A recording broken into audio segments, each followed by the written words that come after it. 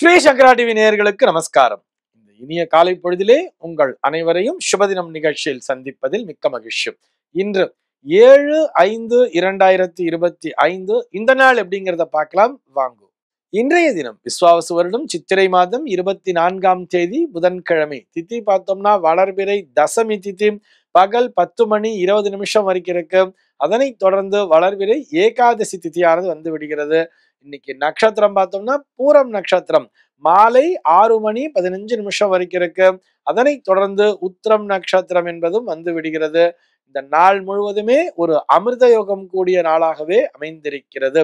இது போக பஞ்சாங்கத்திலே வரக்கூடிய யோகம் அப்படின்னு சொல்லி பார்த்தோம்னா இன்னைக்கு வியாகாதம் அப்படிங்கிற ஒரு யோகத்தை கொடுத்திருக்கா.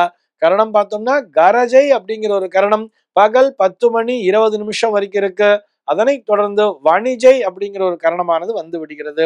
இந்த நாளானது ஒரு கீழ்நோக்கு நாளாக அமைந்திருக்கிறது.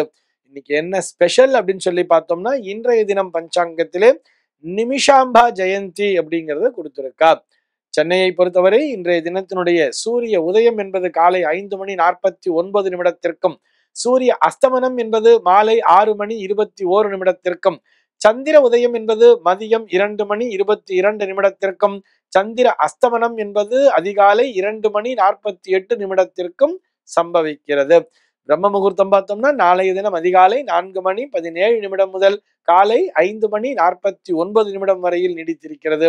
சென்னையை பொறுத்தவரை இன்றைய தினத்தினுடைய ராகு காலம் என்பது மதியம் 12:05 முதல் 1:39 வரையிலும், யமகண்டம் என்பது காலை 7:23 முதல் 8:57 வரையிலும், குளிகை காலம் என்பது பகல் 10:31 முதல் மதியம் 12:05 வரையிலும் சம்பவிக்கிறது.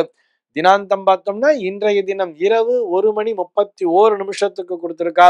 சூலம் பார்த்தோம்னா இன்றைக்கு வடக்கே சூலம் பகல் 12:30 வரையில் சூல தோஷம் என்பது உண்டு. அதற்குரிய பரிகாரமாக பால் அருந்திவிட்டு வடக்கு திசையை நோக்கி பயணிக்கலாம் அப்படிங்கிறதையும் சொல்லி இருக்கா.